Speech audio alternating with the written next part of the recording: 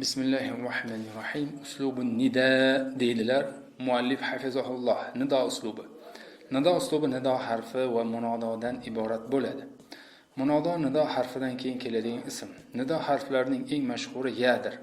Masalan, ya Muhammadu jumlasida munodo Muhammad bo'ladi. Ya imroatuda jumlasidagi munodo imroatu bo'ladi. Ya bai'al fakihadida, ya'ni mevalarni sotuvchi jumlasi esa munodo bai'a bo'ladi. Munodoning i'robi mana quyidagicha: ya Abdulloh izofi bo'lsa mansub, ya sa'iqus sayyara va ya Abu Bakr. Ya Xolidu bo'lib tanvin ketadi alamlarda, ya tolibu, ya'ni ya toliban, ya rajulan bo'ladi mana. Bularni menimcha maydalaydilar. Xo'p. E'tibor bergan bo'lsangiz, birinchi ustundagi munodolar muzof bo'lib, bu turdagi munodolar mansub bo'ladi. Abda sa'iqa. Kelimalar mansub, muzof, munodo va nasb alomati fatha. Aba kalimasida nasbning alomati alif. Chunki u 5 ismdan biri. Asmo-yu xamsa. Ikkinchi ustundagi munodolar esa muzof emas, balki bitta shaxsga dalolat qiladigan kalimalardir. Shuning uchun ular al-alamul mufrad alam deb nomlanadi. Bu turdagi munodolar nima bilan raf bo'lsa, o'shanga mabni bo'ladi. Xolidu, Fatimatu, Mahmudu. Kalimalarning hammasi zammaga mabni bo'lgan mufrad alam munododir. 3-si va 4-si, mana shu ustundagi 3-chi, 4-chi ustundagi munodolar esa nakra. 3-chi ustundagi kalimalar zammaga mabni nakra. Ular an-nakratul mansuda deyilibdi. Maqsuda bo'lish kerak. Qasd qilingan nakra deb nomlanadi, ya'ni muayyan shaxs qasd qilingan bo'ladi. Ammo, mana 3-chi ustundagi ya tolibu ya ustaz bor. Ammo 4-chi ustundagi kalimalar esa mansub. Ular an-nakratu g'ayrul maqsud bo'ladi. Qof tushib qoldi. Qasd qilinmagan nakra deb nomlanadi. Ya'ni bu nido bilan muayyan bir shaxs qasd qilinmagan bo'ladi. Masalan, bir to'da kishilar turibdi. Muayyan birini qasd qilmaysiz. Ya rajulan deb qo'ydi, kishi. Masalan, ko'zi ko'r odam ya rajulan deydi. Quyidagi qasd qilingan nakra va qasd qilinmagan nakra munodolar orasida farqni bilamiz mana endi.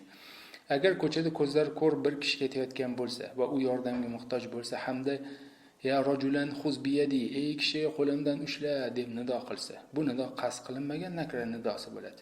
Chunki u aynan bir shaxsni qasd qilgani yo'q, chunki u ko'rmaydi. Shu vaqtda mavjud bo'lgan biron bir kishiga nido qiladi. Ammo bu kishi ko'radigan kishi bo'lsa, muayyan bir tarafga, muayyan bir shaxsga yuzlansa hamda ya rajulu xuz biyadi, ey kishi qo'limdan ushla deb nido qilsa, bu nido qasd qilingan nakra nidosi bo'ladi. Agar imom masjidda odamlarga ma'ruza qila turib, ya musliman u'budillah ka'annaka tarah va ya ghafilan tanabbah va ya zoliman kuffa an zulmik deb aytsa, bu nido ham qasd qilinmagan nakra munodo bo'ladi. Ya'ni o'sha yerda bir qancha odam turibdi, bitta odamni qasd qilmagan bo'ladi. Ey musulmon, Allohga ibodat qil, uni ko'rib turgandek. Ey g'ofil, ogoh bo'l, ey zolim, zulmingdan tiyil. Muzof shibhi munodomini. Ash-shabihu bil mudof. Mudofga o'xshaydi, ma'nosini ko'ramiz, yuqorida keldi-ku. Deb nomlanadigan narsa bor, uning ketidan boshqa bir ism kelishi bilan ma'nosi to'kis bo'ladigan ism. Ya'ni komil bo'ladi. Bunda izofaning ma'nosi ifodalanadi. O'sha ma'no beriladi. Masalan, mana mudof sharibul ma, suv ichuvchi, sharibunil ma, suvni ichuvchi. Toli'un shabihun bil mudof, muzofga o'xshayapti deb. Toli'ul jabal, toli'unil jabala. Tog'ga chiquvchi va hokazo. Muzof boshqa bir kalimaga izofa qilingan bo'lsa, masalan, tolibul ilm, ma'ruful fard jumlasidagi tolib, ma'ruf kalimalar muzof. Al-ilm, al-fard kalimalari esa muzof ilayhidir. Ammo shibhi muzof izofa emas, lekin u va undan keyin keladigan kalimalarning o'rtasida boshqa aloqa bor. Nima? Masalan, ma'rufun fadduhu, talibunil ilma jumlalaridagi talibun, ma'rufun kalimalar muzof emas. Hamda ulardan keyin kelgan kalimalar ham muzofun ilayhi emas. Al-ilm kalimasi maf'ul bihi bo'lsa, fadduhu noibi fa'il bo'ladi. Buni bilamiz biz. Shibhi muzof munodo ham muzof munodoga o'xshab mansub bo'ladi. Mana ya tolibanil ilma, ilmni talab qiluvchi, ijtihid. Harakat qil. Bu jumladagi munodo toliban mansub va nasbning alomati fatha. Ya kazimin al-g'ayza, g'azablarni yutuvchi. Abshiru bi ridoillah. Hamza tushib qoldi. Allohning roziligiga xursand bo'linglar. Bu jumladagi munodo kazimina mansub va nasbning alomati yo. Diqqat, munodo nido harfidan keyin al bilan ma'rifa bo'lib kelishi mumkin emas. Ya rajul bo'lmaydi.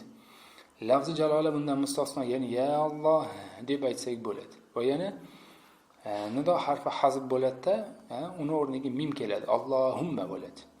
Al bilan boshlangan ismga nido qilmoqchi bo'lsak, ayyuha ayyatuhani qo'yamiz. Ayyuha muzakkarga, ayyatuha muannasga, masalan, ya ayyuhar rajul, ya ayyatuhal mar'atu qilamiz.